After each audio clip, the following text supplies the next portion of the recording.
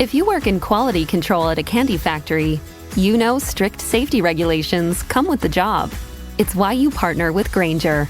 Grainger helps you find the high-quality and compliant products your business needs to inspect, detect, and help correct issues.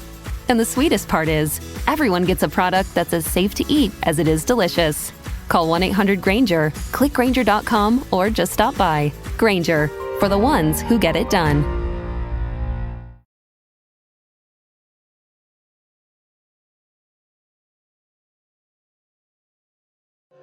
The dark days are done, and the bright days are here. My sunny one shines so sincere. Sunny one so true.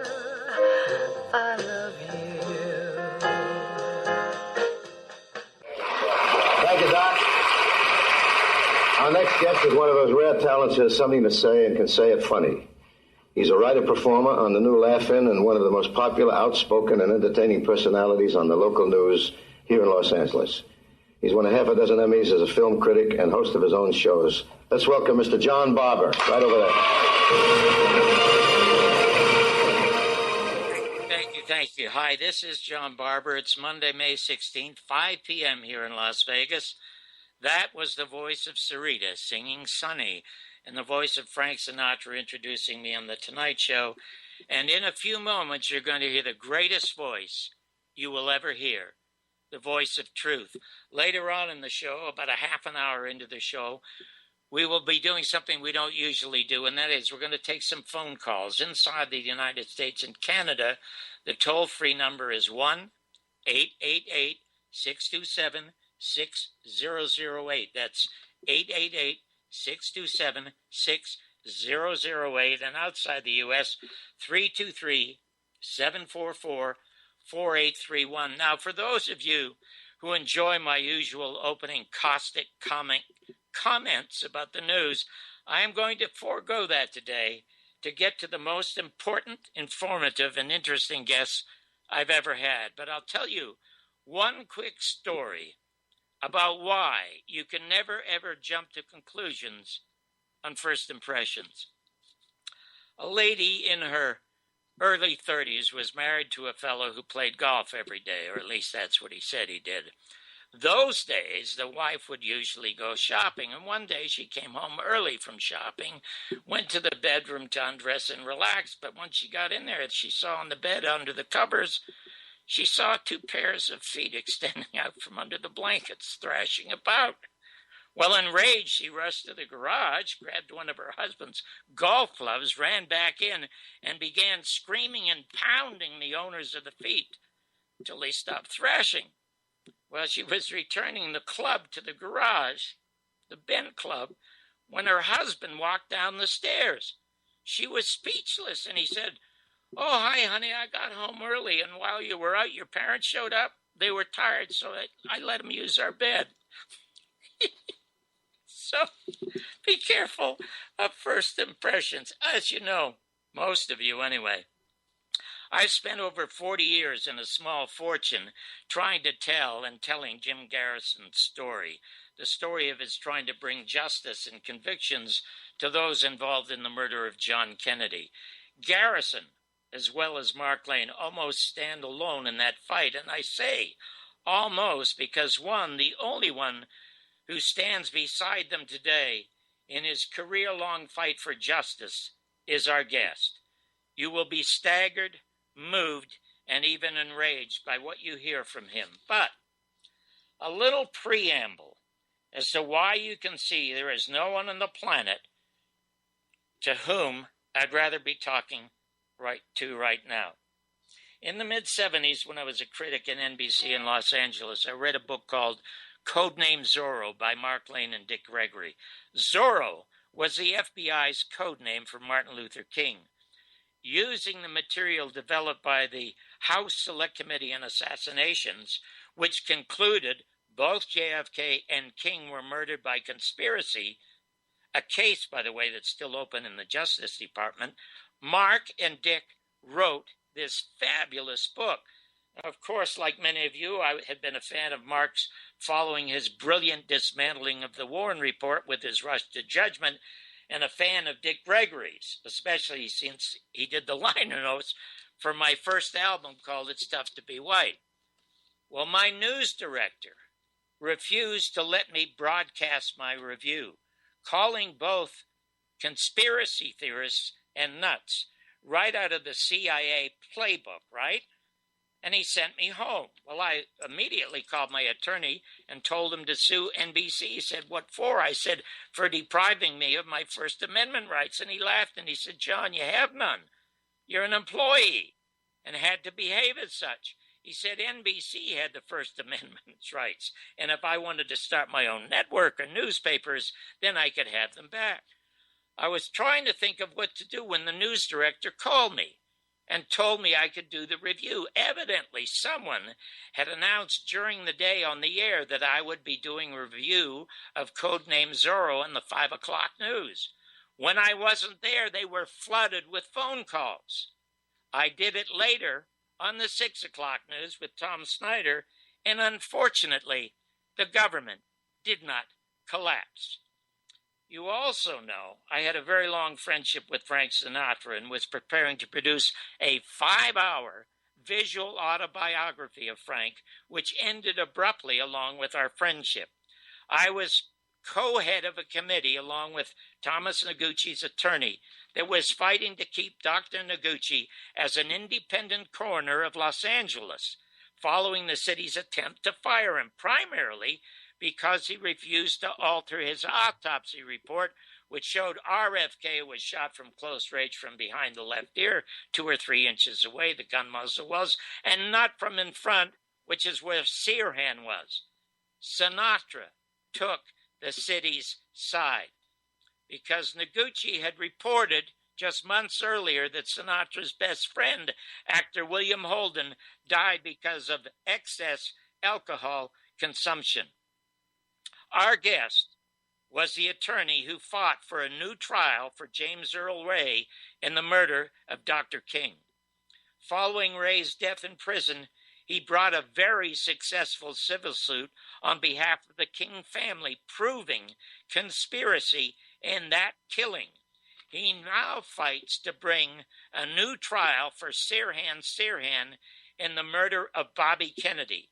His book, Act of State, The Execution of Martin Luther King, is an absolute must-read, and his next book, with new evidence, is beyond that.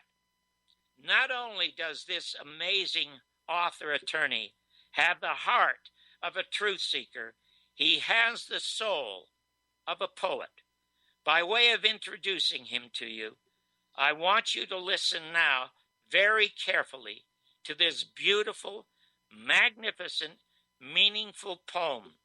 He recorded a number of these in Vancouver with my friend Lano Sonic of Black Op Radio, who plays beautiful background guitar.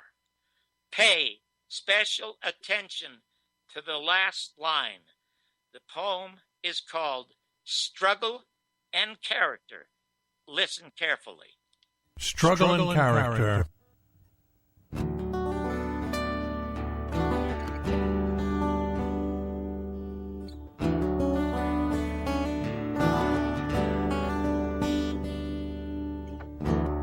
Personal struggle affirms a life, without which there is only existence. A personal world in the absence of strife disables the character by indulgence. But if one has to struggle to survive, admitting that struggle takes many forms, the long-term benefits one may derive fosters strength to overcome earthly storms. Survival's struggle hones personal steel and possibly also self-awareness. Its diet excludes the parasite's meal and other self-serving voraciousness.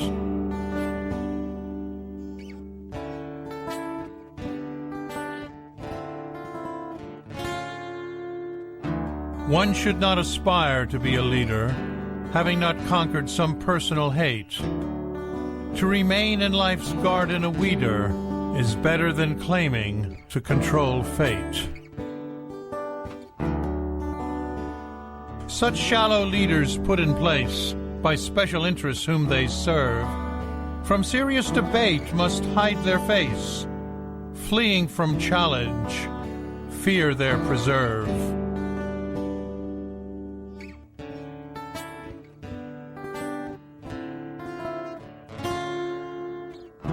Once in place, these human shells show arrogance in the face of dissent, draining water from polluted wells.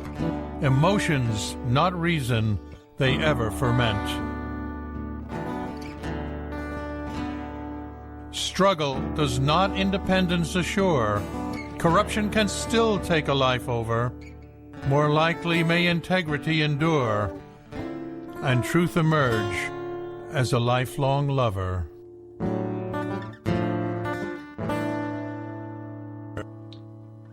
Ladies and gentlemen, the author of that poem, attorney poet, William Pepper. William, thank you so much for that magnificent poem.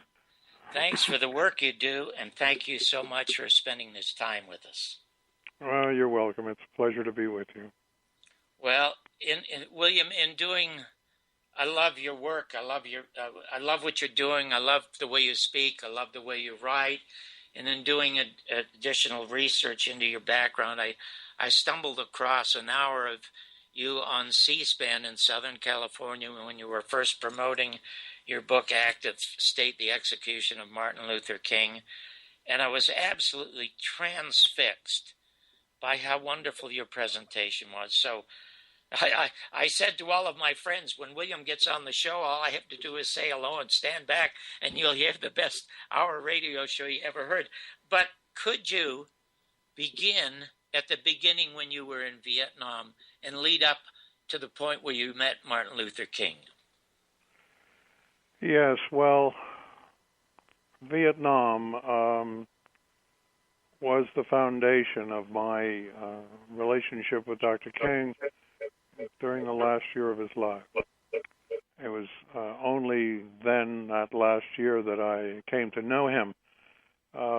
Like a lot of young Northerners, I was in the South off and on in the 60s, and a part of that struggle, really nothing more than a foot soldier, and I never knew Martin King at that point in time. But when I went to Vietnam as a journalist, an independent journalist, was accredited by MACV, that was an earth-changing experience for me, because for the first time I confronted directly the American criminal war machine against a beautiful and ancient people. I stayed out in the country during the time I was there, rather than spending Fridays in Saigon at the press conferences, and was in shelters and orphanages and in rural areas, mostly in the Central Highlands area.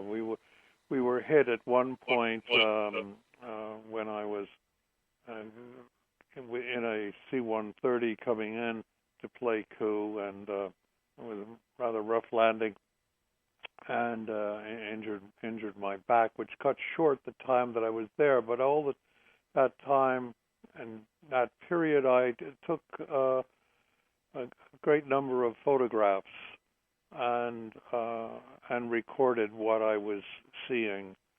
And what I was seeing were war crimes.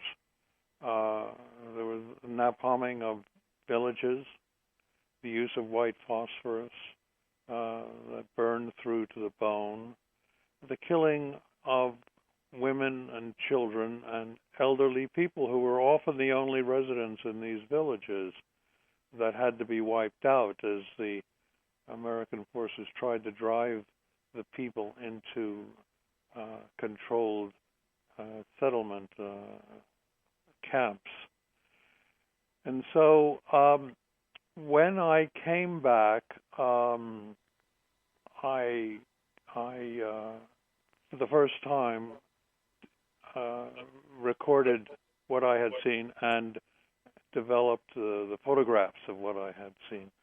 And Martin King read an article that I wrote for Ramparts magazine, which you folks out on the West Coast, may remember as It was a wonderful magazine. They did some wonderful stuff with Jim Garrison also. Yeah, just a wonderful independent magazine publication led by Warren Hinkle and Bob Scheer, who is still, of course, an active force in the progressive politics of this country.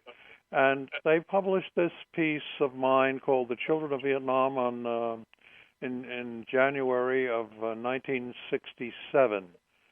Martin was a subscriber to Ramparts, and he read this piece, saw this piece for the first time when he was at the Atlanta airport on his way to Jamaica, and he started going through it and looking at the photographs, and he was eating a meal at the time, wasn't he? Well, yeah.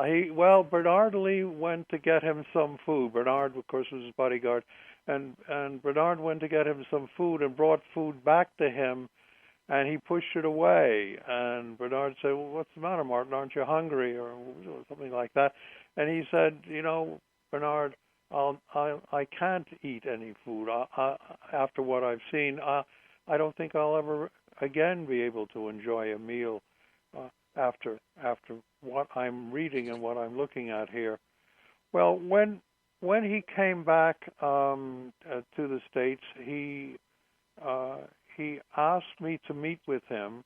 He reached out, asked me to meet with him, and open my files, and I did, and he openly wept. This great good man openly wept. He couldn't believe that his country was doing what it was doing to these people.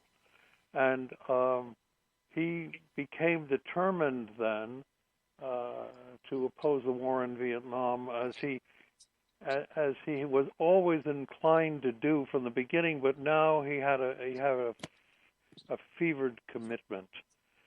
And he delivered his strong, powerful speech at Riverside Church on April 4, 1967, just 1 year to the day when he was assassinated.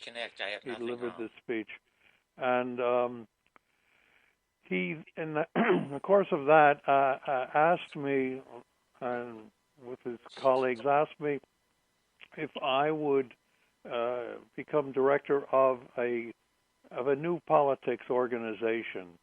And the strategy was to develop a third party, an independent party that would run against Lyndon Johnson and attempt to make peace and freedom the core issues of a national political campaign.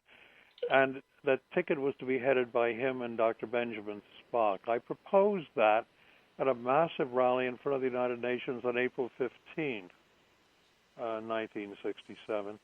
And there was a resounding approval that this should be this progressive force at that point in time.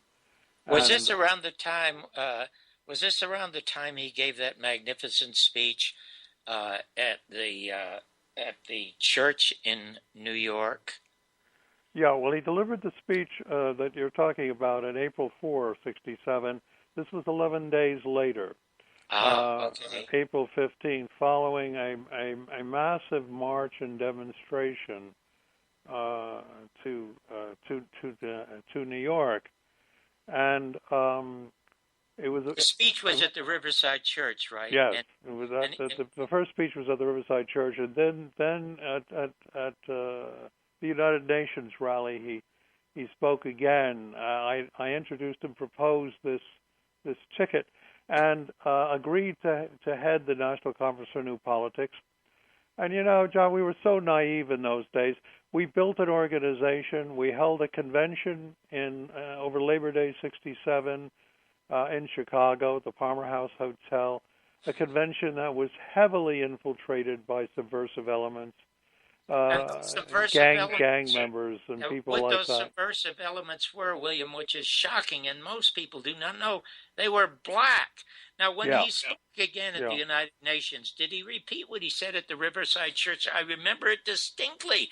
He said that he hated to say that the greatest terrorist organization in the world was the United States government and the Pentagon.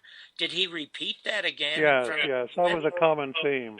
That was a common theme of his work and his speeches thereafter. But you're quite right. The major subversive elements that were controlled by the government and infiltrated the convention, which was an incredible convention. 5,000 delegates from all over the country. Every major a liberal and radical organization was represented there. But a Black Caucus was formed, brutally formed, and put into effect. And all of the black delegates were herded into this Black Caucus. And at the convention on the opening night, I introduced him, and he spoke about the need for a political alternative, a nonviolent alternative, and a nonviolent change in the policies of the government of the United States. And as he was speaking, a note was passed over my shoulder to me by one of the Black Caucus leaders, and the note said, "Get him out of here after he speaks, or we will take charge of him. We will abduct him and embarrass him before the world." His own people, black people, would abduct him and embarrass him before the world if you don't get him out of here. That's what they were saying. Well, later on, William, I'll have some questions about that, because you obviously know that Dick Gregory goes around the country speaking at universities and places like that, and he says some astonishing things about some of the blacks who helped set up the murder of Dr. King. But before I get to that, at this time, did he have any contact with Malcolm X? He had contact with Malcolm before this time. He had contact with Malcolm, and it was a semi-regular contact going back before Malcolm was killed, because Malcolm was killed in '65, 2 years before this. And he had contact with Malcolm in the early '60s, and they had begun a dialogue. And Malcolm was inclined to try to help him understand the difference between racism as it existed in the North and in the South, and they were developing in those early years, from what I understand, they were developing a dialogue. And of course, when Malcolm was taken away from us, that dialogue ended. When two things a couple of things I remember about Malcolm, because Red Fox was my mentor in this business, strangely enough. He was the one that helped me become a comic and an entertainer, but his closest friend as a young man was Malcolm X. He used to tell me stories about Malcolm, so I followed Malcolm very, very carefully. And I remember one time in New York City, it looked as though there was going to be a massive race riot in New York City. And the governor and the mayor were going to call in the National Guard, and Malcolm called them and said, "Don't do that. Let me talk to them." Malcolm stood in front of what looked like 100,000 people and told them to go home. And they went home. And one of those in power said no black man should ever have that much power in this country. And shortly after, he was killed. Now, when he was killed, what was Martin's reaction? Did he believe it was really black Muslims who might have done it? Or did he think the CIA or the federal government were involved? Well, I think, I never discussed the assassination of Malcolm to any degree with Martin. But the underlying suspicion I know that he had was that this was an official assassination. He always questioned the loss of Jack Kennedy at a critical time in Kennedy's presidency, when he was going to start removing the advisory troops that he had that were in Vietnam.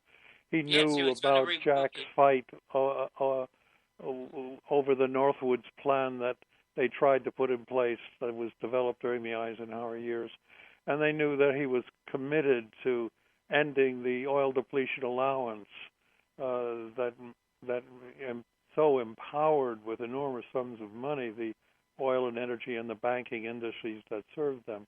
So well, also, excuse me, William, one of the monumental things that is overlooked that Jack Kennedy did is, there's enormous price fixing in major corporations that deal in the same product. I mean, if you have 5 large oil companies, how can gas always be $2.58? There has to be, if somebody's really competitive, they're going to undersell you. Well, a problem existed in the very early 60s that you might remember over steel. And President Kennedy heard that they were going to raise steel prices, not just one, but all of them. He literally called the president of U.S. Steel and said, if you raise steel prices, I will nationalize your company. And the steel prices were never raised. You would never hear of that kind of thing today. Now, did Martin, after the death of Malcolm X, did Martin feel that he was going to be a target? Martin believed that when he decided to take on the war, and when he decided to deal with the economic inequality of massive numbers of poor whites as well as blacks in America, that he was treading on ground that ultimately was going to lead to his death. The reason they killed Martin King was not just because he opposed the war, which meant he was denying the profits of war to the major power forces, corporate forces in the society. That was bad enough. But the major reason they killed him was because he was going to bring a massive number of Americans into Washington, not on a march in 1968, but for an encampment where they were going to stay there. And then they were going to go to the congressmen and senators and try to get back the funds that had been taken away from the social programs that had been put into the defense budget for the fighting of the war. And they believed very strongly, the military believed very strongly, as did their allies in government, that if he brought that mob to Washington, and if they camped, as they planned to, in the shadow of the Washington Memorial, and then went day after day to visit representatives in Congress and the Senate, that eventually that crowd was going to become so radicalized they would be a revolutionary force that could not be put down. They didn't have the troops to put them down. Westmoreland wanted 200,000 more for Vietnam. They didn't have those. They just simply did not believe they could stop the revolution that was going to take place. Remember what had happened in Paris.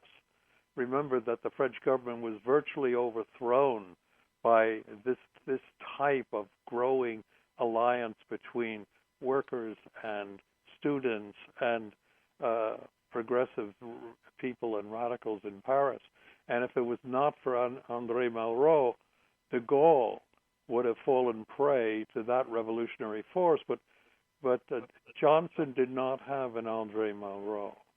He did not have someone who saw how to deal with and how to co-opt those forces that was done. Of course, the students were left alone. The labor unions were co-opted, and the Communist Party was co-opted, and that movement fell apart. But they didn't have that degree. There were more FBI agents registered as communists in the United States. There was no question of that. No. The story that you told at this book gathering was so touching and moving. You talked about McNamara, I think, in Westmoreland, on top of the Pentagon looking down at this crowd and talking about how they were going to handle it. Do you recall that? Yeah. Could you repeat it? Well, I don't remember all of the details of how I presented at the time, but they panicked. They were in a panic every time there was a demonstration outside the Pentagon, and when Martin was talking about bringing in excess of 500,000 people there, they couldn't allow that to happen, and that was really why they had to take him out. Now, at this convention in '67, in Labor Day '67, they subverted it. They used thugs like the Blackstone Rangers in Chicago. They used gang members to coerce and to compel, under the guise of black nationalism, frankly, all of the blacks into this caucus. I had no choice when I got that note but to tell Martin and Andy Young, who was there at the time, that I'm afraid you have to go after this. You cannot hang around here. We have to carry on without you. And that's exactly what they wanted to happen, because Martin was a unifier, and they had to get rid of him. He would have brought that group together as a major political force, and then after that, he was going to develop this incredible encampment in Washington. So they had to get rid of him, and we had to get him out of there for his own well-being at that point in time. But we didn't know, John, how naive we were. We didn't know the degree of subversion and provocation that the government was engaging in. Well, William, we're going to get to the business of the assassination. We're going to take a brief break right now. I remember very vividly. You will be impressed. I know almost everything you've written and almost everything you said. You were talking, McNamara was on top of the Pentagon or wherever they were watching this crowd, and somebody said, what are we going to do about this? And I believe you said it was McNamara said, leave it to me and I will take care of it. We're going to take a break right now. When we come back, I would like you to get to the business of how they set up the assassination, because I know he wasn't originally supposed to stay at the Lorraine Motel, that J. Edgar Hoover had one of his media assets write a very nasty note about the fact that he was staying at a white-owned hotel, wasn't it? Why didn't he stay at a black-owned hotel? And he wasn't supposed to be on that floor that he was on. We're going to take the break right now and be right back with the incredible William Pepper. We'll be right back. Hi, I'm Richard Belzer. This is the great BBS Radio.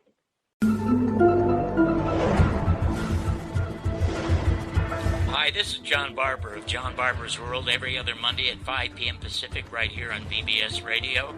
I'm telling you about a terrific show, the new Criminal Minds with outstanding actor Gary Sinise, called Criminal Minds Beyond Borders, a tough drama about a special unit of the FBI involved in protecting Americans who are beyond borders. It follows the regular Criminal Minds, airing every Wednesday at 10 p.m. Eastern, 9 Central. Don't miss it. Gary Sinise is outstanding.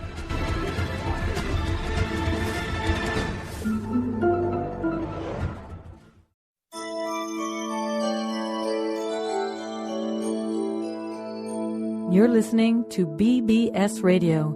If it's not mainstream, it's on bbsradio.com.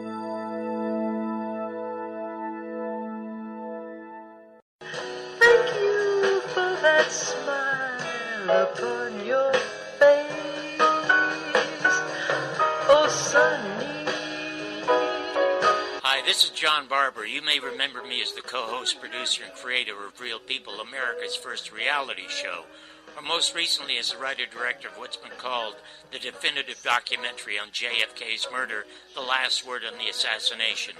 Now I'm doing a show every other Monday from 5 to 6 Pacific Time on BBS. You'll hear provocative views, unreported news, and film reviews from me with outstanding guests and you. Join me on John Barbour's World.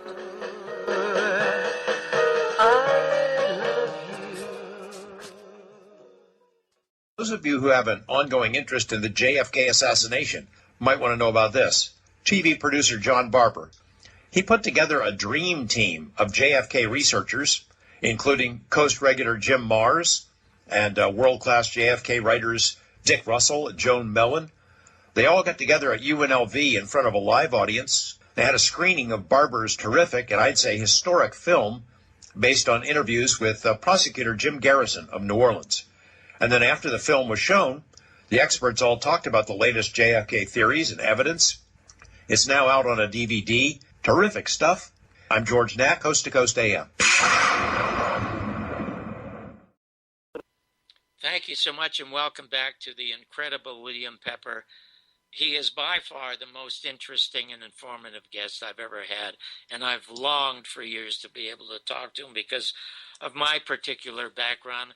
And I want to thank George Knapp for that unsolicited review of The Last Word on the Assassination.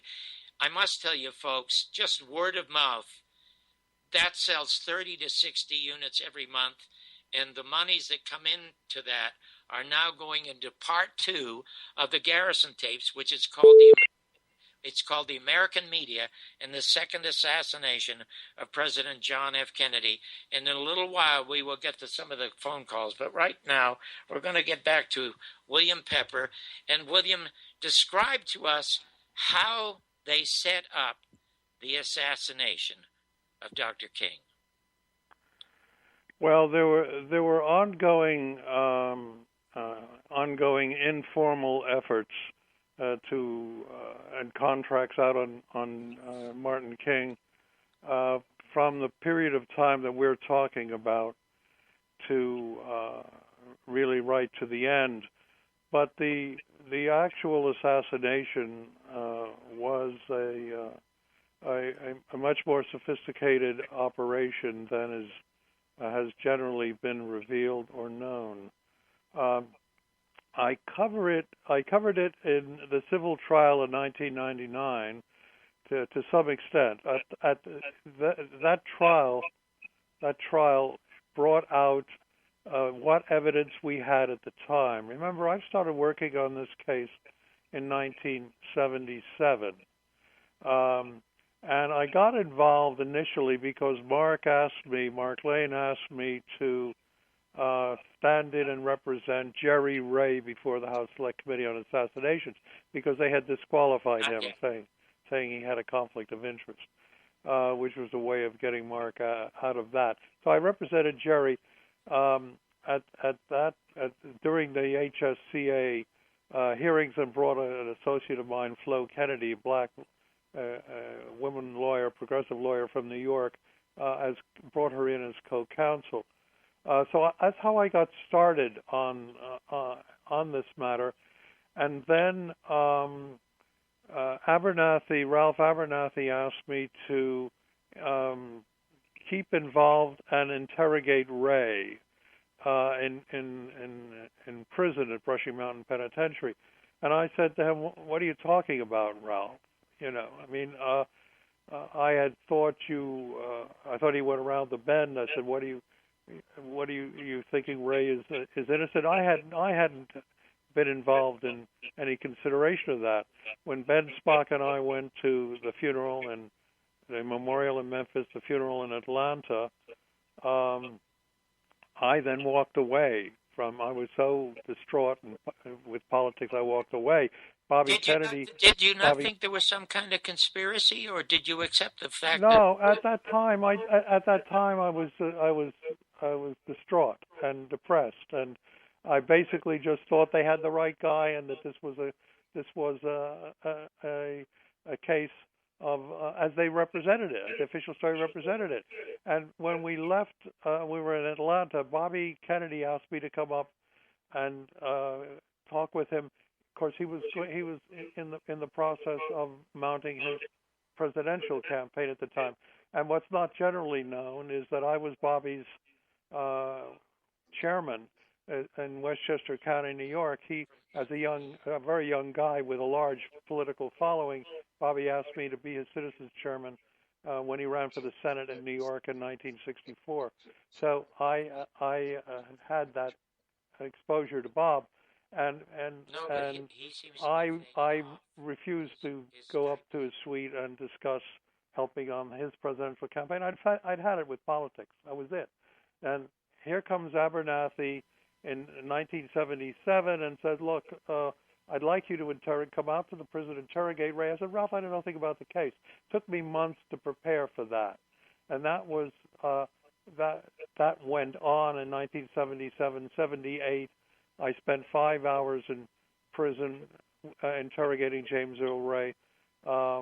And Mark Lane was his attorney at the time, Mark right? was his attorney at that time. And I put him through a terrible, stressful 5 hours. But we all came away after that with a strong belief, myself, Abernathy, Reverend Lawson, Jim Lawson, who's a very close friend of Martin's, and who brought him into Memphis, actually, the last time.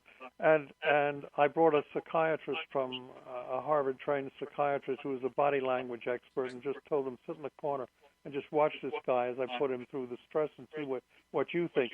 We all came away with the belief that he was not the shooter, that he didn't kill him. What we didn't know was what role he might have played, and that's what took me from 78 to 88 before I agreed to represent him. Mark had dropped from the case. He was in prison. It was a dead end. It was not going anywhere. And I kept visiting him, and he kept saying, well, will you please represent me? Please take care. And I said, I can't do that until I'm sure you had no knowing role in this assassination. It took me 10 years of investigating, living in the streets of Memphis, visiting the bars, talking to all the people, to come away with a thorough understanding that Ray was not the shooter and had no knowing participation. So then I took him on. You were trying at that time, when you began to believe that perhaps he was not the shooter, at that time you were trying to get him a new trial, right? Oh, from 88 on I did. I took his case. We lost at the Sixth Circuit Court of Appeals. I'm a member of that bar. And then we went on petition for cert to the Supreme Court. They denied us that, of course. And then I was able to get a television trial. HBO and Thames Television collaborated on an unscripted television trial with a jury chosen from all over the country at random, and we tried that case over a period of 10 days. The prosecution was led by Hickman Ewing, who had been a former assistant U.S. attorney in the Memphis area, and we fought bitterly that case over a period of 10 days. With the evidence that we had then in 1993, the jury took 7.5 hours to come back with a not guilty verdict for James Earl Ray. I remember it. I remember it well. But then what happened was that opened the door, and evidence started flooding in from all over. And that led to the first book, Orders to Kill. And yes, a terrific book, by the way. We took that evidence in, and we went on and tried desperately to use that evidence to get a real trial for James. And what were the reasons that the Supreme Court and the other courts along the way denied a trial?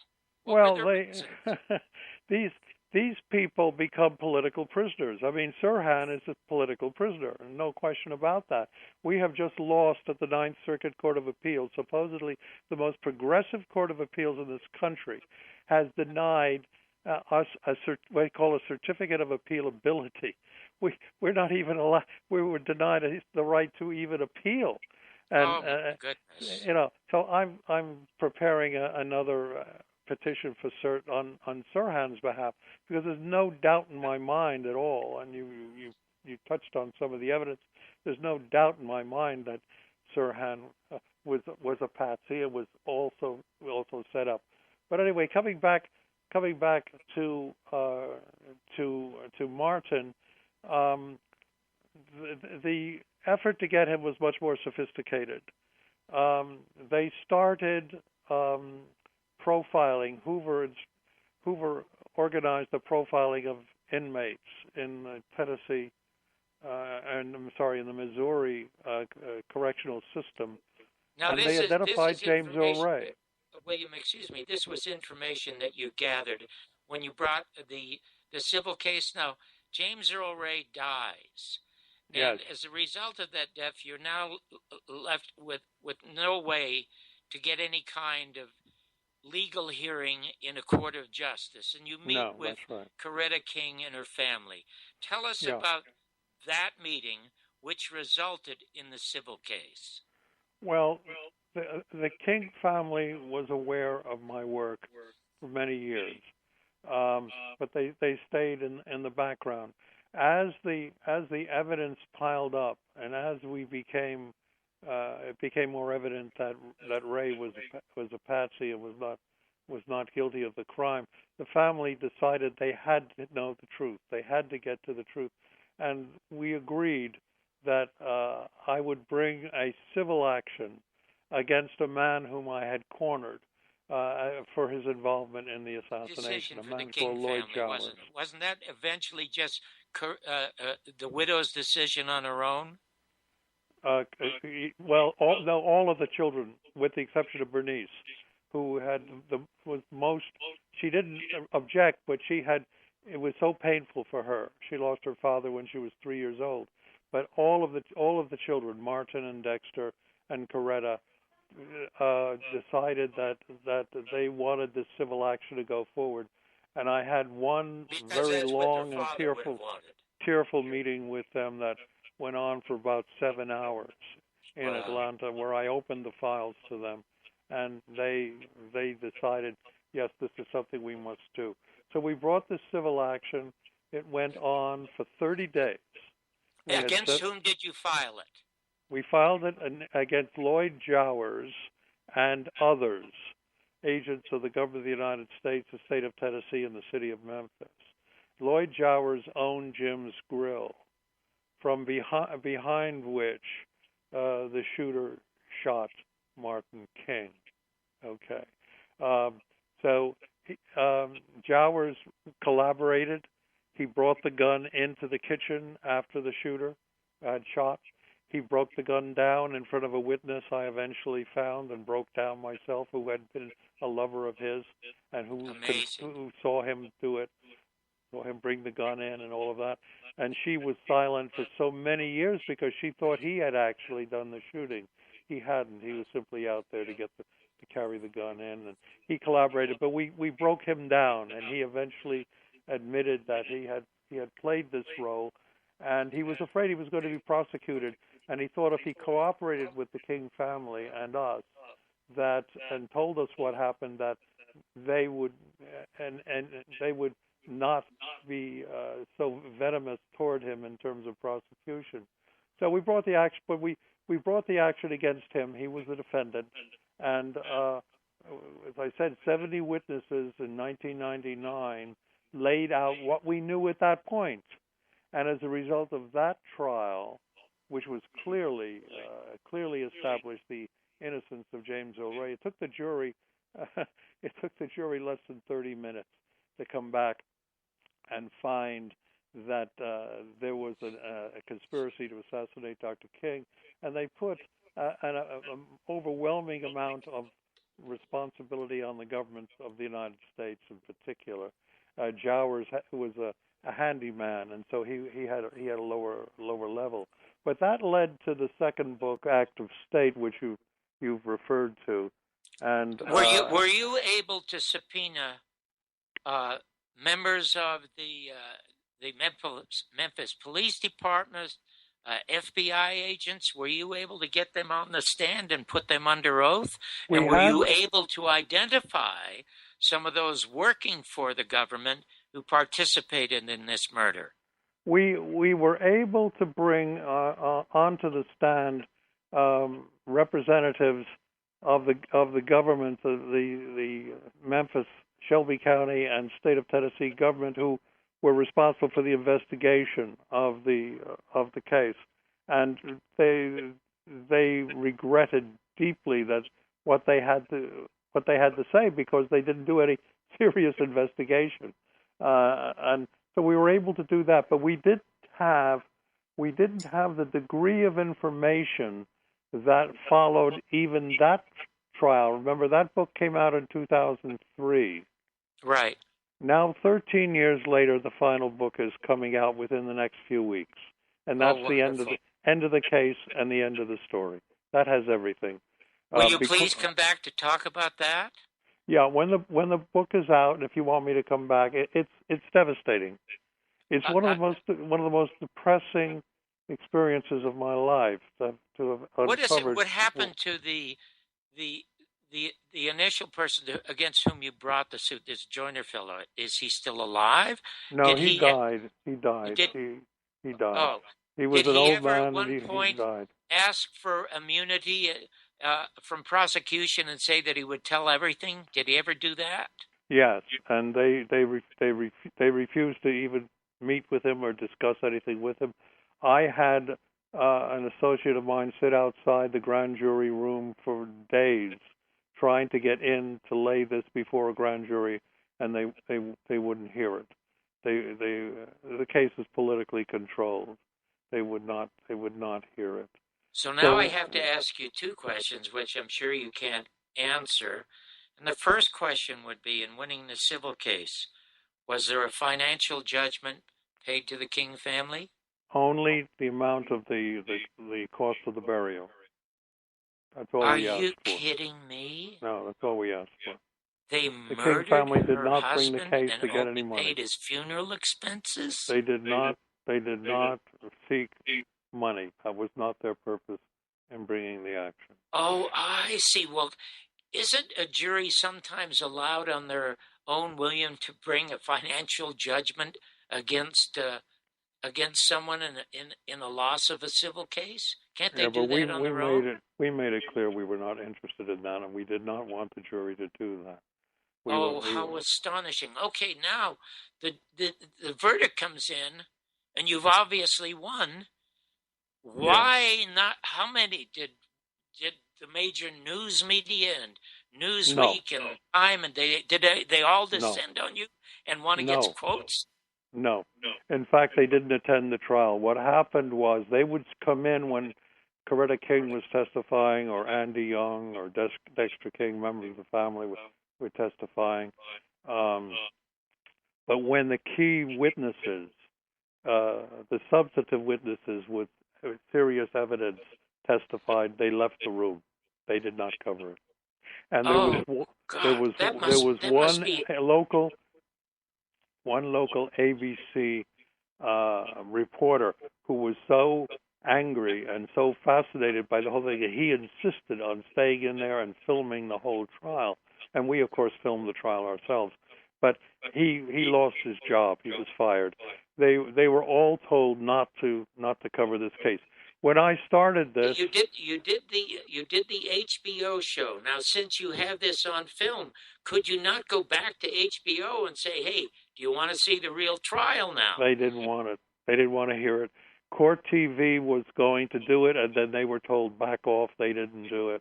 The media is terribly controlled in this country, and it's gotten much worse in recent years than it ever was. You know, back in 1967, there was a glimmer of hope in terms of some independent media. Well, there was a guy called Bill Atwood, and yes. Bill Atwood, whom you probably know of well, was the managing editor of Look magazine. Yes. And when I came back and my piece was published in Ramparts about the war crimes being committed by the government of the United States, I had two reactions. Mike Wallace took me to lunch at Smith's and accused me of being a traitor and asked me how I could dare to accuse this government of war crimes. I almost put him through the wall. I was so angry with him. The difference is Bill Atwood. Bill wanted to run my Ramparts piece in Look magazine. Would you believe that? And he asked to meet with me, and I went in to meet with him, and we met for about 4 or 5, maybe 6 hours. But as soon as I came into the Look offices and he greeted me, he said, "You'll be interested to know I had a visitor last week." And I said, "Who would that be?" He said, "Averill Harriman came in to see me." I said, what did Governor Harriman want? He came up from Washington to see him. What did Governor Harriman want? He said, well, he brought me greetings from the President of the United States. And the President hoped I was well and doing well, and he had a favor to ask of me. I said, what was the favor? He said, well, President Johnson, through Harriman, asked me never to publish anything that Bill Pepper wrote. He said, what do you think of that? You're not even 30 years old. The President of the United States is worried about my publishing something that you wrote about this war. And I said, William, the reason it was better, when I was doing the AM show back in 1970, they had a thing called the Fairness Doctrine, and they also had the business of equal time. So if I ever had a Democrat on the show, I had to have a Republican. And if a Nazi could get 5% of the vote or a socialist, I had to have them on the air. If I did an editorial, somebody could demand equal time. As a matter of fact, I gave a negative film review to a 20th Century Fox movie that was so devastating, the producer took it to the Supreme Court. And the Supreme Court denied him equal time because he said John Barbour's review was not of equal import. But you know, when they lost the Fairness Doctrine is when NBC tried to sabotage Jim Garrison's case. They tried to get his principal witness, Perry Raymond Russo, a job in California for $50,000. Perry went to Jim Garrison, told him about this guy Sheridan coming down. Jim asked Perry if he had mind wearing a wire. He wore a wire. So now they have him bribing, NBC bribing a witness in a major criminal case, the murder of the president, right? So what happens is Garrison brings a case against them. They do a dreadful white paper hammering him. The FCC orders equal time to Garrison. He gets a half-hour late night, and guess what? The Fairness Doctrine and the equal time doctrine were thrown out by Bill Clinton, because I'm sure, like when McNamara was standing on top of the building and talking and saying, hey, I will handle this about Martin Luther King, these guys were sitting back there saying, hey, we can't have people on national television even at midnight telling the truth. And it was Clinton who killed it. And there was a time when 1,500 people owned television stations or radio stations in this country, and now 96% of it is in the hands of six major corporations. There is no independent, virtually no independent media. What independent media there is today that claims to be progressive still goes just so far. They draw their lines. They will not go. For someone like you. It. But let me finish the Atwood thing, because he said to me, "What do you think of that?" And I said, "Well, I'm more interested in what you said to him. What was your response to Harriman about the president's request?" And he said, "Oh, I told him we were going to meet you next week, and if we believed what you were writing and what you were doing and what you were saying, we were going to publish. And by the way, give the president my best regards." Now that was Bill Atwood, okay? And let me tell you a bit more about that. Atwood the next week met Jim Garrison. I don't know if you know this story. And Garrison came up and met with him, and they went on for a long time. And Atwood that night at 1 o'clock in the morning called Bobby. And he said, "Bobby, I've just been shaken because I have for the first time heard the District Attorney Garrison's story about the assassination of John Kennedy, and he indicates very clearly that he thought the CIA did it and organized it." And Bobby's response at 1 in the morning after hearing this from Bill, who was, as you know, quite a close friend of the Kennedy family, said, "We know it, but I've got to get the White House in order to break it open, and I've got to do it myself, never to return except as a roving journalist occasionally." And he was off the scene. My work was never published. Garrison's story was never published. They brought in a new editor. They fired Chandler Broussard, who was the associate editor, who was really pushing for both stories to be heard. and Bill was gone, but he was a thoroughly decent human being. And You know, it was like Dorothy Kilgallen gets this interview with Jack Ruby and mysteriously dies. Her assistant, who had a copy of her story, mysteriously dies. Yeah, well, I didn't draw any. I didn't have enough information to make any inferences about the heart attack that Bill had. But I can imagine he was really shaken by what Bobby told him, and so it may have been maybe he had a weak heart. Years later, I called the widow, and I called his widow after he died, and she said to me, you know, Bill really respected you and your work and what you were trying to do, but please don't ask me to go into details about any of this or to assist, because I've got to raise some children in this country yet. I left her alone, and I've never bothered her since. But that's a bit of a digression. No, it's not. It's extremely important. It is all related to what is going on in the country. Of course, it's related. William, we're going to take a break here, and I'm going to leave you with this question. When we come back, I'm going to introduce you to, by far, the best journalist, best researcher I know in the country, publishes the greatest newsletter in the country. It's called News Vandal, and I will send you copies of these every day. It's brilliantly researched and written. It is totally objective. It has 20 headlines. You can pick the headlines that you like and look at the story. I want you to meet him. He's a regular on my show.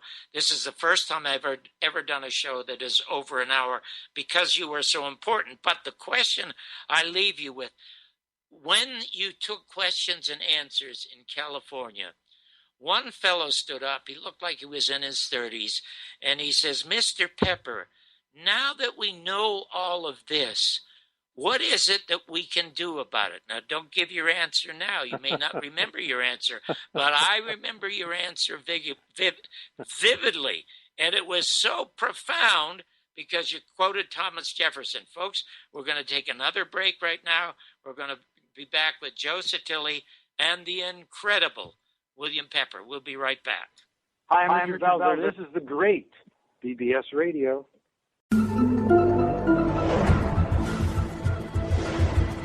Hi, this is John Barbour of John Barbour's World every other Monday at 5 p.m. Pacific right here on BBS Radio.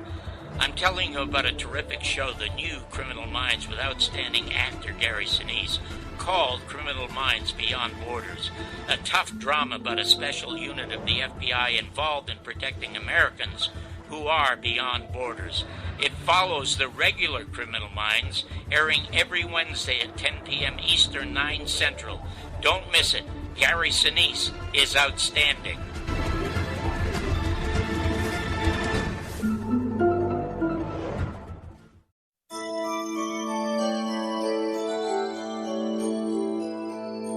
You're listening to BBS Radio.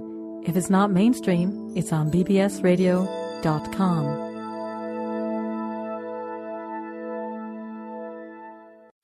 Thank you for that smile upon your face. Oh, Sunny. Hi, this is John Barbour. You may remember me as the co-host, producer, and creator of Real People, America's first reality show, or most recently as the writer-director of what's been called the definitive documentary on JFK's murder, The Last Word on the Assassination. Now I'm doing a show every other Monday from 5 to 6 Pacific Time on BBS. You'll hear provocative views, unreported news, and film reviews from me with outstanding guests and you. Join me on John Barbour's World.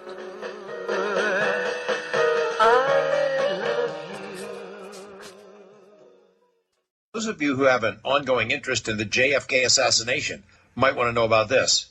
TV producer John Barbour. He put together a dream team of JFK researchers, including Coast regular Jim Mars and world-class JFK writers Dick Russell and Joan Mellon. They all got together at UNLV in front of a live audience. They had a screening of Barbour's terrific, and I'd say historic film, based on interviews with prosecutor Jim Garrison of New Orleans. And then after the film was shown, the experts all talked about the latest JFK theories and evidence.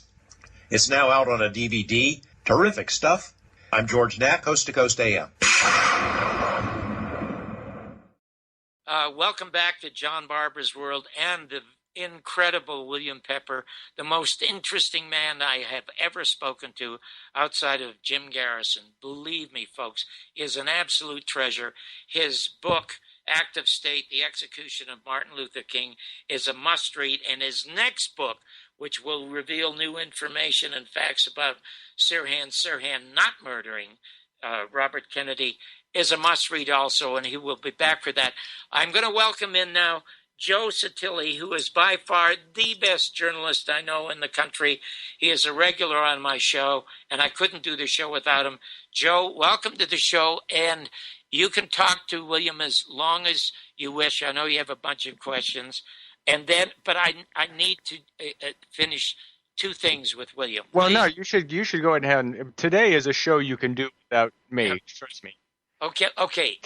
William, this gentleman said, now that we know the facts, what is it we can do? Do you remember your answer to him?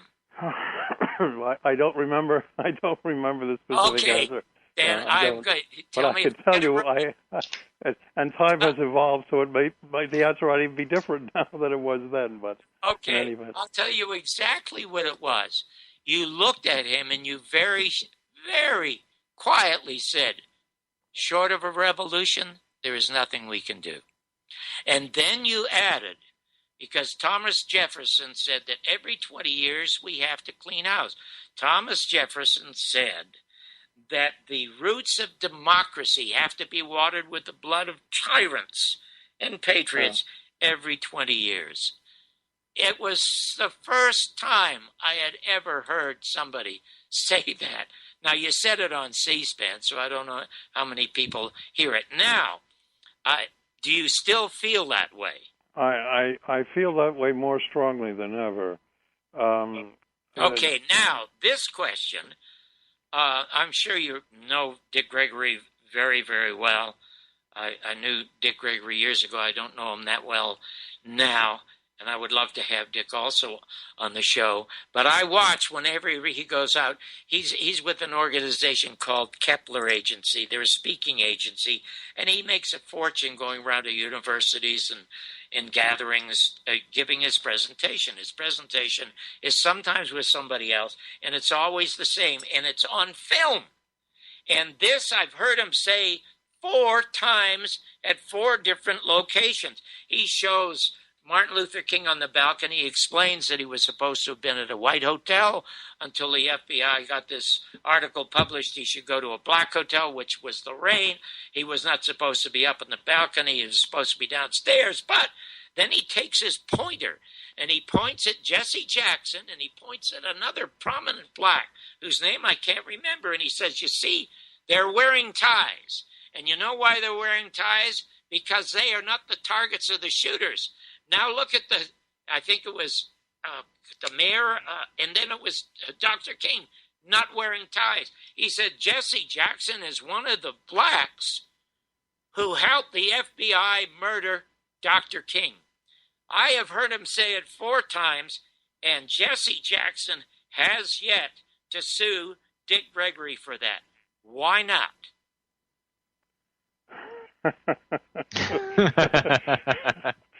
I think it's self-evident. My goodness gracious! So yeah, I mean, and the other person that Dick is talking about is probably the Reverend Billy Cobbs. That's who it was. I could not remember the name. Yeah, couldn't. I could only remember Jesse Jackson.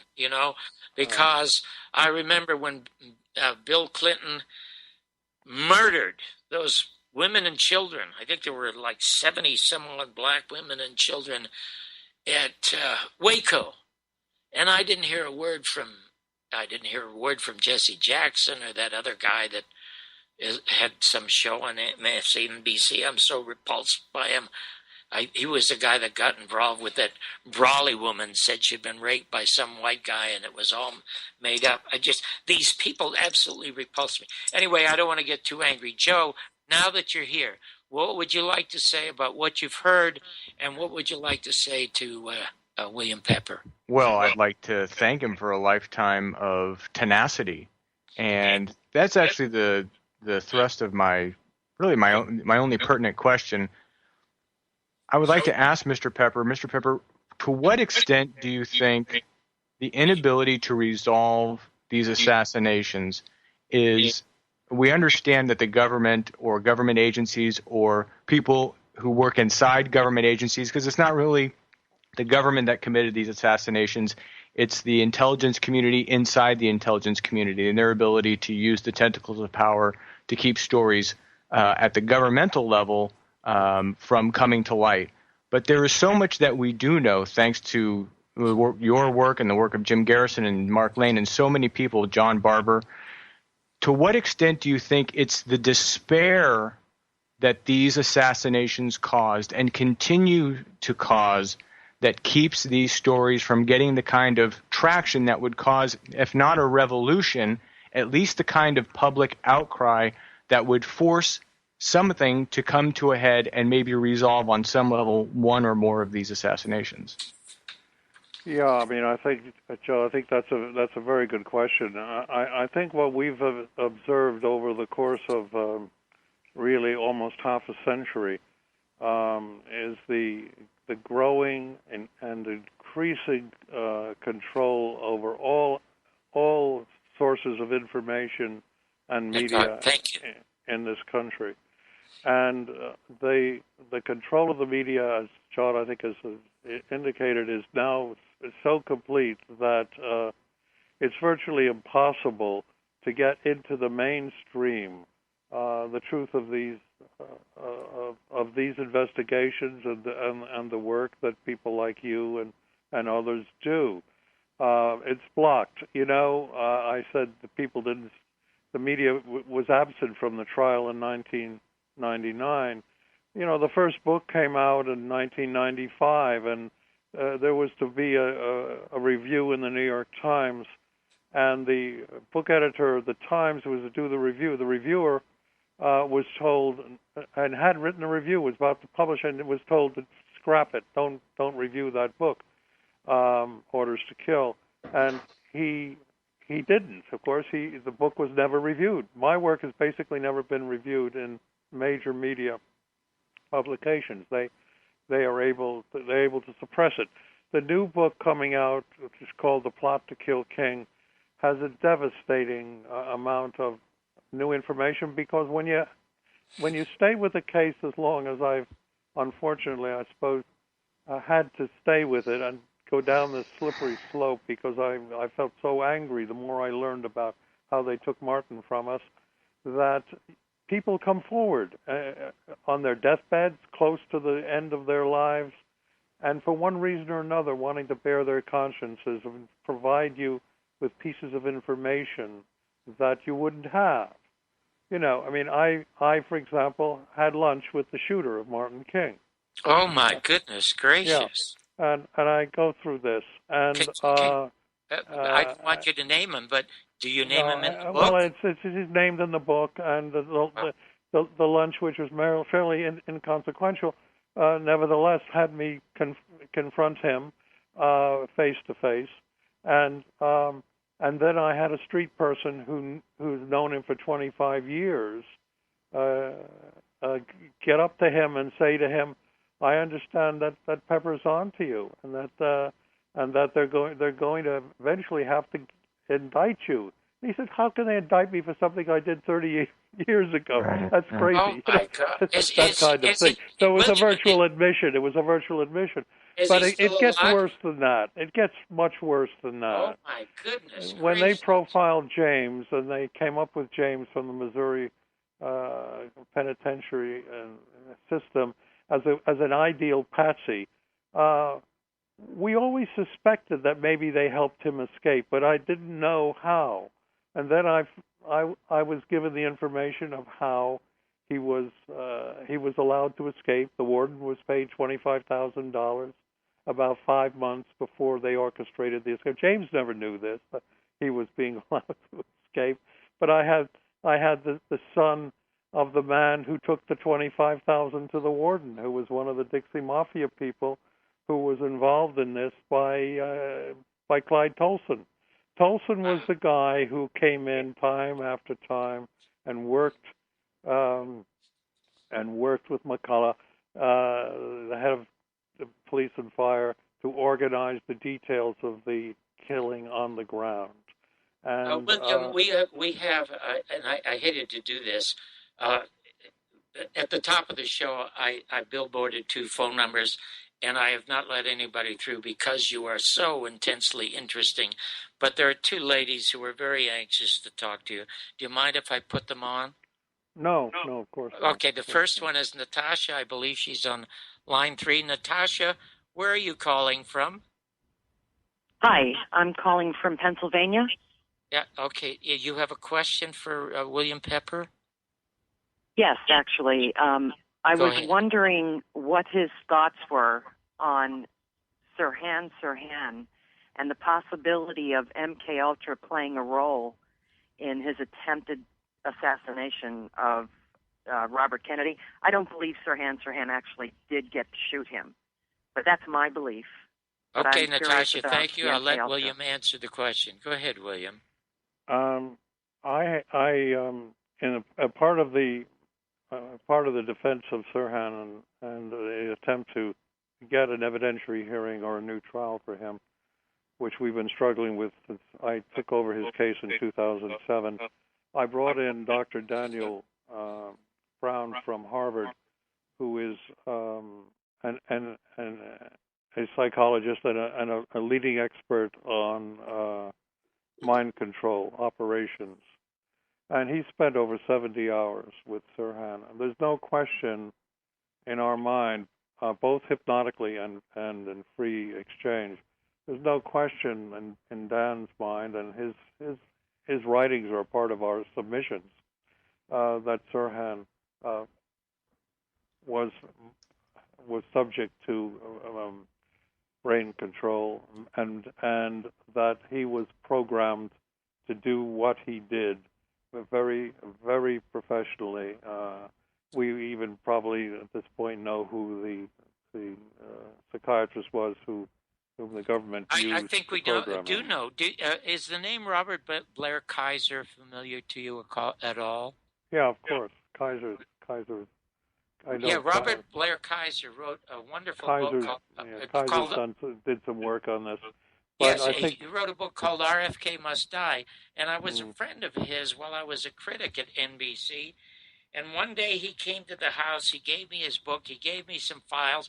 I had no real interest in the case, and he had even spent time, I think, talking to Sirhan along with a psychiatrist, and he left the country. He was afraid for his life, and the only reason I became involved with Noguchi is I read RFK Must Die, and then I got the coroner's report, and that's when we set up the committee along with Noguchi's attorney to retain him. The other lady that is on the line has been holding a long time. Her name is Carrie. I believe she's on line 2. Carrie, you have a question for William. I do. Hi, how are you? I'm fine, dear. Where are you calling from? I'm calling from Toronto. Oh, you are? Okay, Carrie, go ahead. Ask William a question. Hello, Mr. Pepper. It's a pleasure to speak with you. And my question is this, when was the time and what was the thing that catapulted you into fighting and not fighting? Because there were so many people who got, so close to justice and trying to play their part in justice being served in the tragedy of Dr. King. How did you? When was it, and what was it that made you decide to fight and not flight? And how did you get so close and not be burned or be a casualty as so many people were, and come out alive? Thank you for the question, Carrie. Let William answer it. Go ahead, well, William.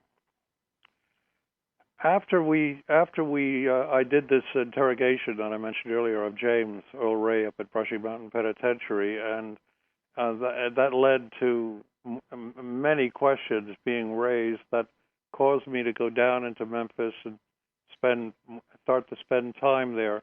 and ask around and meet witnesses. And the more I did that, the more it became evident that there was something drastically wrong with the official story. And so I call it a kind of slippery slope, perhaps a slippery slope toward truth, but I just couldn't let it go. I couldn't let it go. Martin was so important to us and to this country, and so I had to try to find out everything I could about the case. So I stayed with it, and it has led to a lot of grief in my life, and a lot of. I had to move my first family to England. I moved. I lived in England for 20 years. I'm also an English barrister, but that became part of what I did when I moved the family, and I decided to move them because at one point my 4-year-old son was picking up the telephone, hearing threats against his father's life, and I said, "This is no way for young kids to be raised," and I had to take them out of the country. So I moved to England. I moved to Cambridge, and I then continued to commute back to the States. So they were safe and secure, and I had to just go about my work as best I could, coming back and forth rather than living here. But I believe I kept as low a profile as I could, and I believe I was never taken seriously in terms of being a threat to the existing order, and probably looked upon as just one of those nutty guys who would maybe try to write a book in 3 or 4 years and then go on to something else. William, The Plot to Kill King, is it published by an American publisher? And do yes, you have any it's an problem? American publisher. It's being published by Skyhorse. Of course. Yeah, of course it would be Skyhorse. Yeah, of course. Yeah, Yes, Skyhorse yes, Publishing. yes. I must Tony tell you, Lyons is doing it. Tony Lyons and Skyhorse are doing. May I ask a question, John? Go ahead. Mr. Pepper, it strikes me, coming back to the question of despair, one of the things that always struck me about the murder of John F. Kennedy was the persistence of the Zapruder film. There are numerous eyewitness accounts, people who were there, who were approached to have their cameras and their films confiscated, and of course Time Life able to purchase the film, put it into a vault, and the Luces, Claire Booth and Henry Luce, are notorious foreign policy establishment insiders. That's a nod and a wink towards essentially Project Mockingbird adjuncts and kingmakers inside of that establishment, King and Anna Queen, of course. So why was the Zapruder film allowed to persist is to me, one of the great conundrums, because you would think that the ability to eliminate that evidence, let's just say they go into the vault and say, oh, somebody accidentally put a magnet next to it. It reminds me of a story that broke today.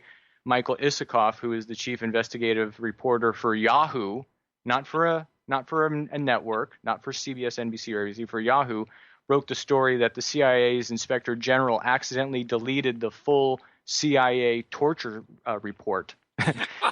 Oops! They say it was a mishap, that they accidentally deleted the entire report. Luckily, they believe they have a backup copy somewhere, they believe. These wonderful happenstances happen, and then all the information is lost. And why wasn't the Zapruder film lost is something that has always occurred to me as an oddity.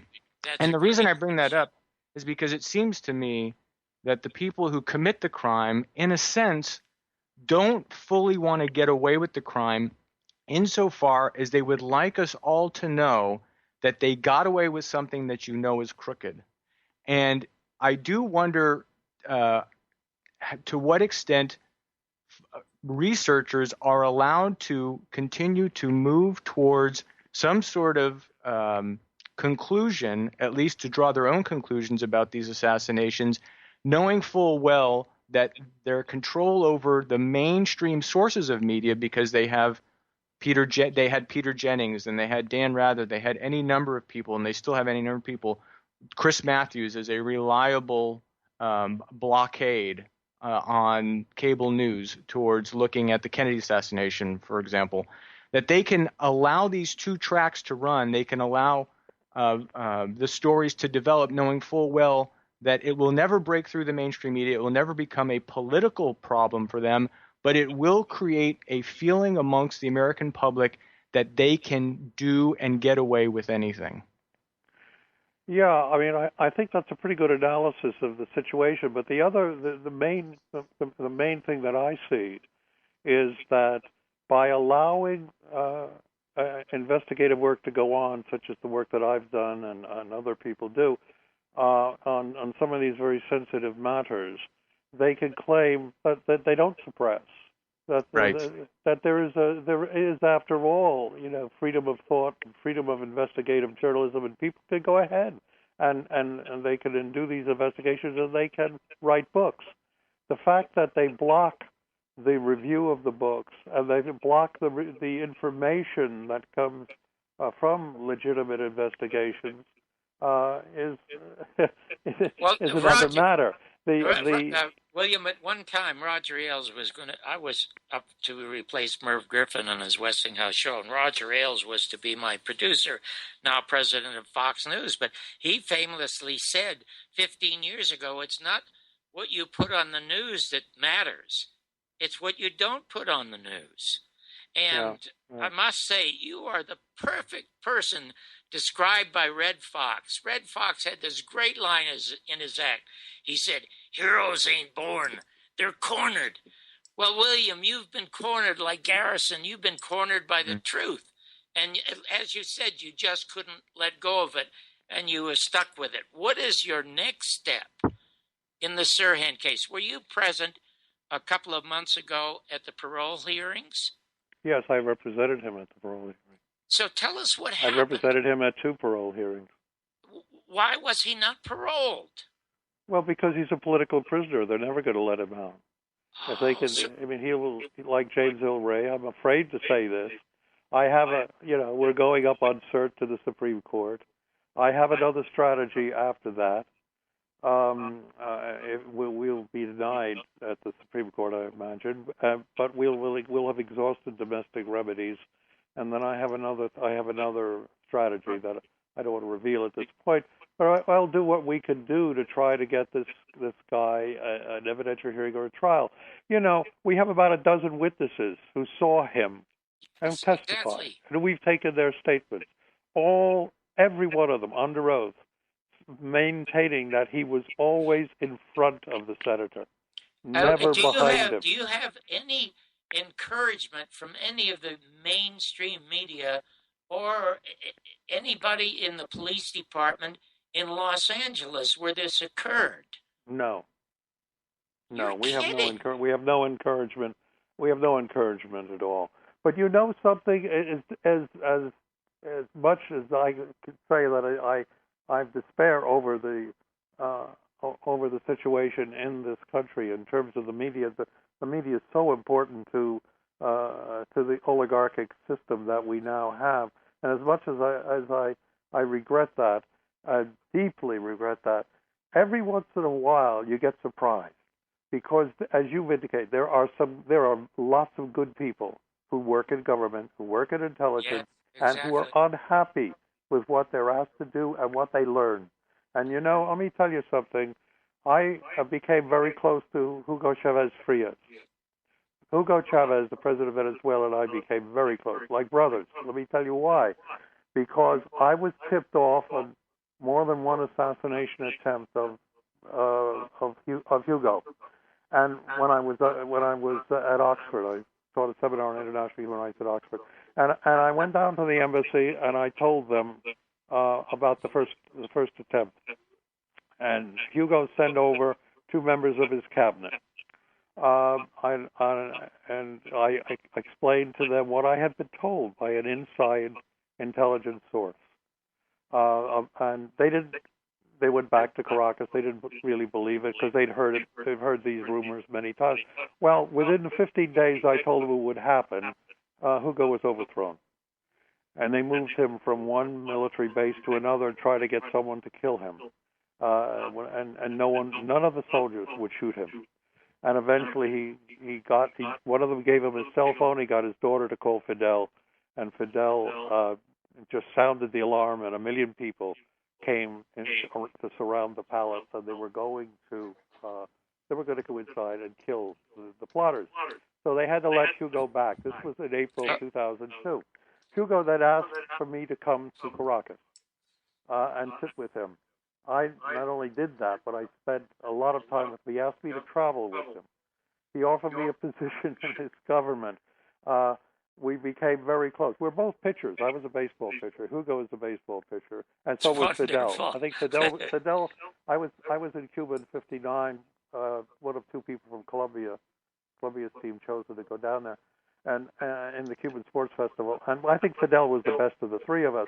But we also had baseball in common. If Fidel had signed the contract with St. Louis Cardinals that he was offered, history in the hemisphere might have been a lot different. But anyway, I'm only using this anecdote to tell you that I believe, by the way, that Hugo was assassinated, and they did to Hugo with much more sophistication than what they did to Jack Ruby. And in terms of the development of cancer, and I pretty much know how they did it even, but I don't want to get into that. But he's gone. He's out of their hair now, and Venezuela is a bloody mess, as you know. It is. They're trying to do everything they can. But I only make the point of telling this anecdote to tell you that there are good people who have consciences, and who have, they have mortgages to pay and tuition bills to pay, and but they get very upset sometimes, and they will pick up the phone and they will call someone like me, with a piece of information that might save a life. And so I take hope from that. But in terms of changing the system, you can't do it piecemeal. There's no question. The really sad thing, I believe now, there was a time in this world when a book made a difference. When Emile Zola wrote J'accuse, right? And got freedom. And then when Upton Sinclair wrote The Jungle, and they had to look at how food was processed in America, changes were made at one time by books. They're not made by books anymore. No. Sometimes they might be made by a documentary and almost maybe by a film, but you saw what happened to Oliver Stone with JFK. I mean, one of the insiders, one of the assassination people, I won't mention his name, but somebody who published his own books, was so slighted by Oliver, he took Oliver's script and turned it over to the CIA asset at the Lardner, I believe the guy's name was, and they have a front page article attacking Oliver Stone doing JFK, and he hasn't even cranked a camera yet. Right. I mean, it's just like you said to that young man at that book signing, short of a revolution, there's going to be no change. Now, since there are good people, do you see any good people running for president of the United States? Well, you see Bernie Sanders, who's certainly not a revolutionary, but he is as close to as someone who wants to socially amend or socially revolutionize this system. But he's not an anti-capitalist. I mean, he wants to return capitalism to its more humane foundations. Back in the days when capitalists spawned a middle class in America. So Bernie, with all the following that he has, and I would hope he would continue even to go across the country and try to develop more and more awareness of some of the issues that he raises because they're important. He could be a forerunner to the type of movement that is necessary for a revolution. There are two roads to power, as you know, money and numbers. We don't have the money, but certainly the numbers are out there. And if the numbers can be mobilized, they're finding them on the internet. They're not finding them on mainstream media. And that's the question that I would like to ask you, Mr. Pepper, is, I wonder if if there was an advanced, or I want to say mature, but I don't mean the implication that it's mature as in juvenile or mature, but I mean more advanced form of social media, combination of Twitter, Facebook, and just all of the other social media outlets, and the advanced nature of the penetration of the internet. Had the internet been around, even as it, because it was not quite as pervasive, even when you had conducted your trial, or on your trial back in 1998-99, if with this social media here, if you think that there's an opportunity for a breakthrough that was not possible before, in other words, an end run around the control of the mainstream media, because it seems to me that Black Lives Matter and the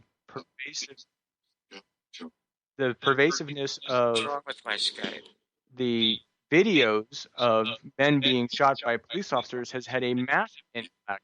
And if there was a massive impact So possible what are you going to from, do? for example, the release of your forthcoming book that was not possible before. Okay.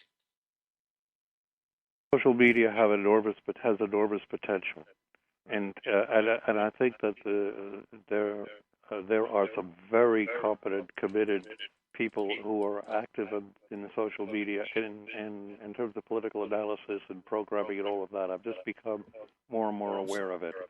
But I think I think only when those young people are mobilized into bodies in action, coming into the nation's capital, the way Martin King wanted to bring them back in 1968, and not leaving until they compel, through their numbers, serious change in this country. Only then will that happen. Now, the social media can be very useful in terms of organizing and in terms of informing, and there's no question. You're right.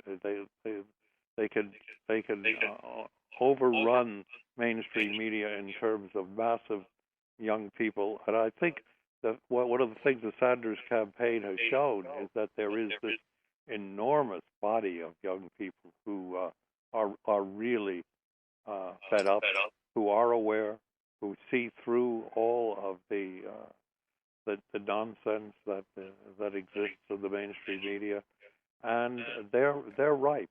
Potentially, they're there, and I think that has been evident now for a number of years because of the militarization of the police forces throughout this country has been going on, as you know, since the 70s.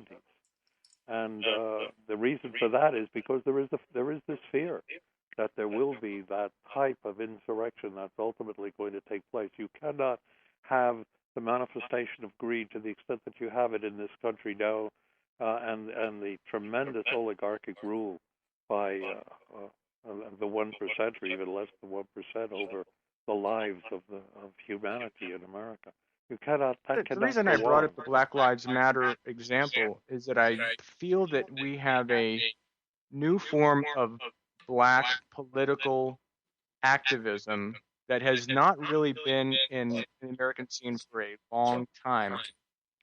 In other words, we had great black activism in the 60s and the 70s. It was often co-opted and undermined, particularly by COINTELPRO and others. Then we got a series of black leaders who the black community itself has questioned whether or not black leadership even exists for black Americans. And now you have a young generation that has grown up in the post-Gary Webb era, the post-super predator era, of the post-crime bill era, and they seem to be highly activated and willing to look at things that may have otherwise gone by the wayside. And I wonder if now is actually an incredibly opportune time to reboot the issue of the Martin Luther King murder with these young black activists. Well, Great we're going to question. find out. We're going to find out because this final book is so devastating in terms of what it reveals, and what has been possible for us to document, that if anything could inform and alert, it will be this book. Where can we buy it, and when can we buy it? Well, and how can we get a copy to Ta-Nehisi Coates of The Atlantic, or to Michelle Alexander, or to Jamil Bowie at Slate, or some of these young black intellectuals who I think could probably force it into at least around the periphery, if not into the center of. I mean, I don't think the people you mentioned. Look, I've been through all of this with Democracy Now!, Amy Goodman, all these people, Noam Chomsky. They serve a very useful purpose for the ruling class. Yes, they do indeed. And so you can get this book to people like Coates and Michelle Alexander, people like that. But I think they have their lines. They will go just so far and no further. That doesn't mean they don't do good work. It doesn't mean that a lot of the stuff that they put out is not relevant and that their analysis is not accurate. But it does mean that one shouldn't be misled. You know, I mean, Noam for years didn't even know what he never heard about my books or my work. Noam doesn't want to know about political assassination. Yeah. You know, there's some areas you don't go to with people like this. They don't want to hear about 9/11. They really don't want to hear about the assassination. There's a movie. Brian Cranston's doing this movie now on coming out on Lyndon Johnson. You know, yes, I mean, yes. But you know what is so astonishing, William, is Noam Chomsky passes himself off, okay, as a American foreign policy expert and critic of American foreign policy. I have seen him speak in front of crowds of 1,500 students, okay? And up comes the question of John Kennedy. The greatest foreign policy disaster in America was the murder of John Kennedy. He's going to withdraw 1,000 advisors a month for a year to get 12,000 out of there. 24 hours after he's killed, Lyndon Johnson commits 50,000 troops. And a kid stood up and confronted Noam Chomsky with that. Noam Chomsky could not answer that. He said it doesn't matter. And then this guy who claims he's a linguist gets tongue-tied for 5 minutes. And the most repulsive thing about his avoidance of answering the question is that 12 or 1,500 students applauded his gibberish and booed the questioner. Yeah, that's unfortunate. But we've all seen that with a number of people like Noam, and it's discouraging. But one should not take them seriously. You have to figure out how to get around not just the mainstream and the oligarchic media and the system that is blocking, but you have to figure out how to get around the progressive media. And those people themselves who are not going to go so far, I mean, I just started to tell you that they have this movie coming out now. What is it? All the Way, the Bryan Cranston movie on Lyndon Johnson, which effectively puts Johnson in a very favorable light. It canonizes him, really. Yes, because of some of the legislation. Whereas Johnson's mistress became a very close friend of mine, Madeleine Brown, and she was present in Dallas the night before Jack was killed. Yes. And Johnson came into Murchison's home where the party was, where Nixon was and Hoover, and all the oil men and H.L. Hunt and all that crowd were there.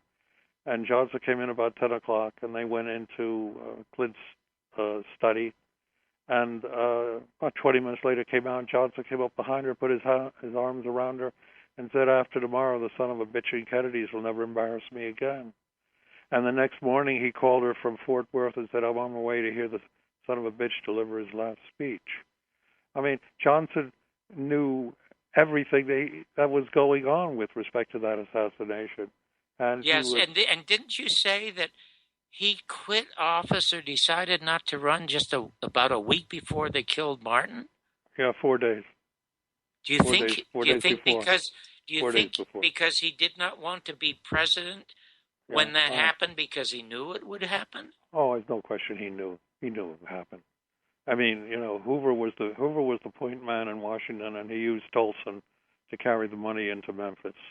and Tolson would come in, and Tolson was very close to the Dixie Mafia leader who ran the operation on the ground, very powerful guy. And it's because his son came to me that I have some of the revelations in the book that has never been heard before. Because the son used to sit, he was a little kid, 8 years old, 9 years old, used to sit in on the meetings.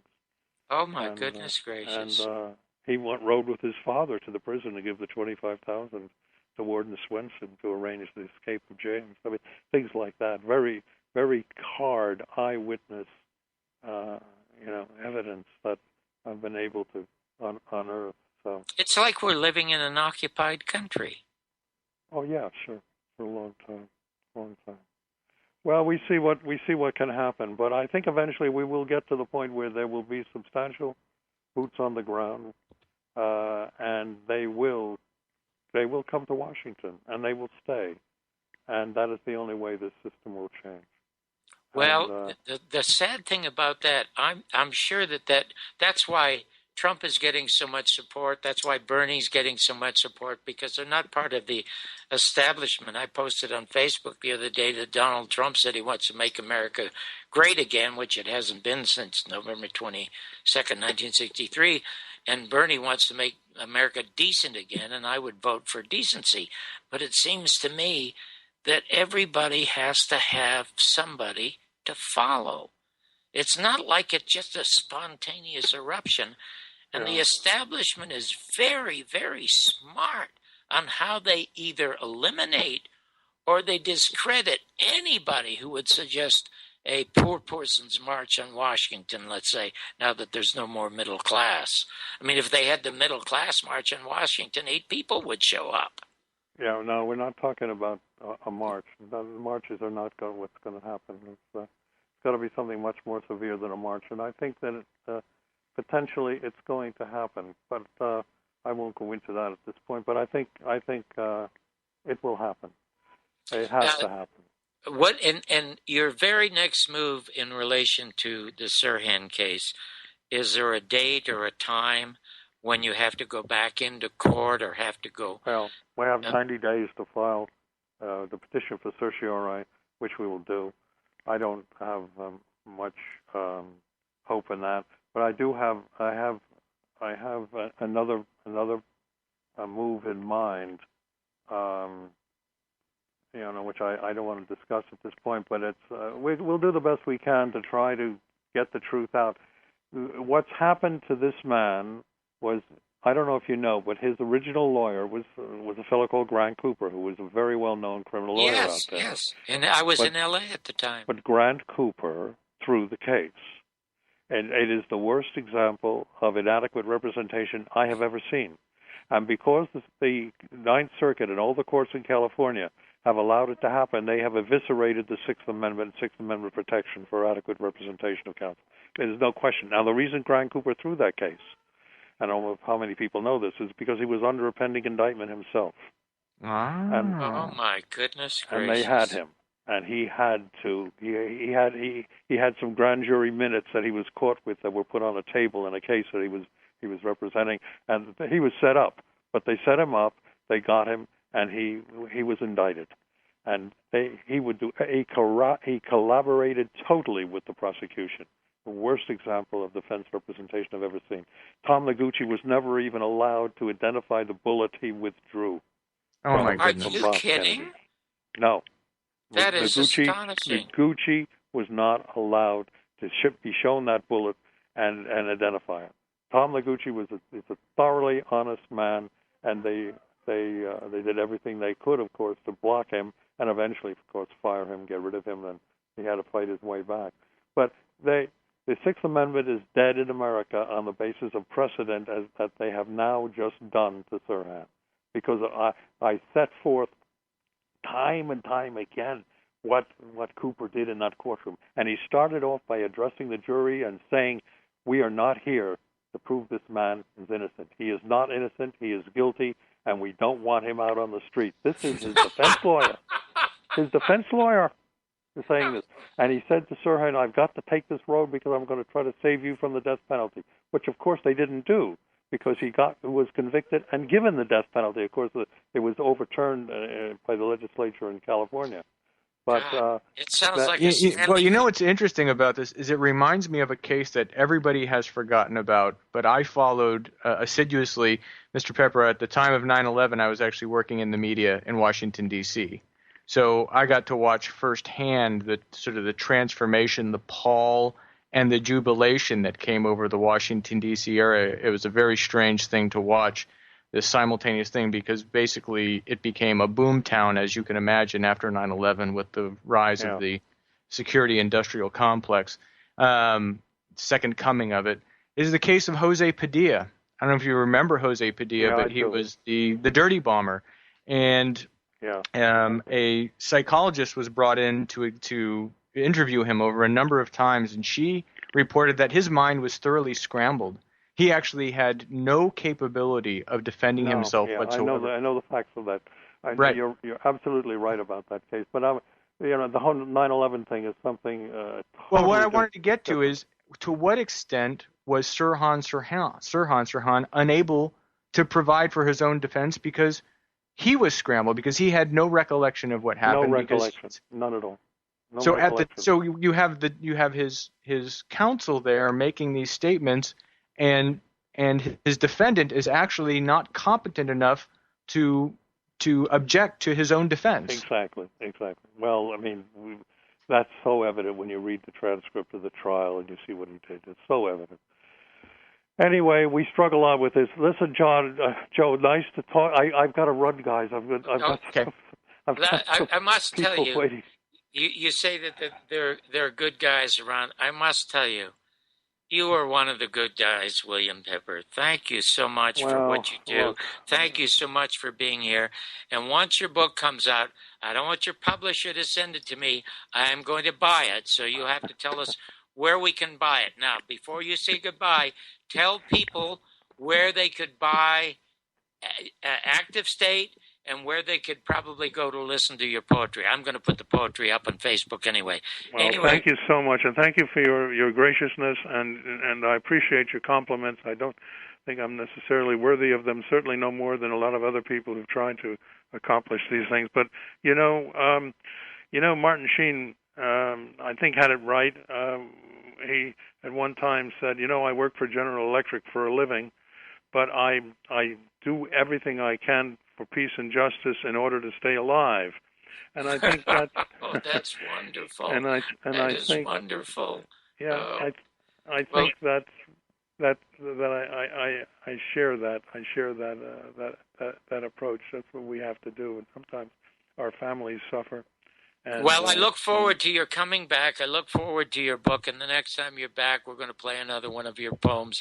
And again, thank you so much for being here, and the best of luck. Thank you, and thank you for all your support, and Joe, your good work, and I appreciate it. Thanks a lot, fellas. Okay, bye-bye. Oh, my, Joe.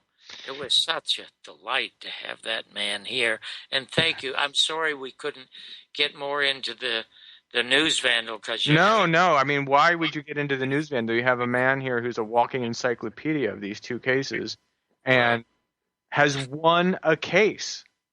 Yeah, you know what is astonishing? There must be young lawyers who hear William Pepper, and he reads out the testimony of Grant Cooper, his so-called non-defense of Sirhan, and I'm astonished that some of these younger judges don't laugh out loud and say, my God, that's disgraceful. We've got to have a new trial. Well, John, I think it's you heard it throughout all of Mr. Pepper's remarks. There is a carrot and a stick that hangs over everything. And if you go along to get along, you will be rewarded with the carrot. But if you stray from the path in any way, shape, or form, there is a stick, a very, very large sharp stick.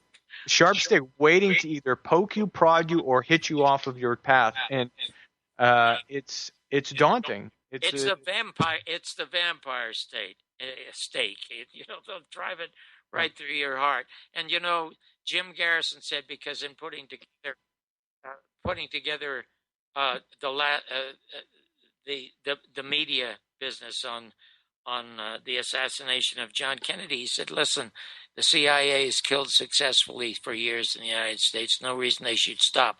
I want to thank Mike Kim, my producer, for getting William Pepper to be on the show for a special 2 hours. I could not do the show without Mike. I could not do the show without Joe. I want to thank you all. I'm sorry if I didn't get to some of your phone calls, but maybe when we do it again in 2 weeks. Joe, thank you so much indeed. Have a wonderful, wonderful week.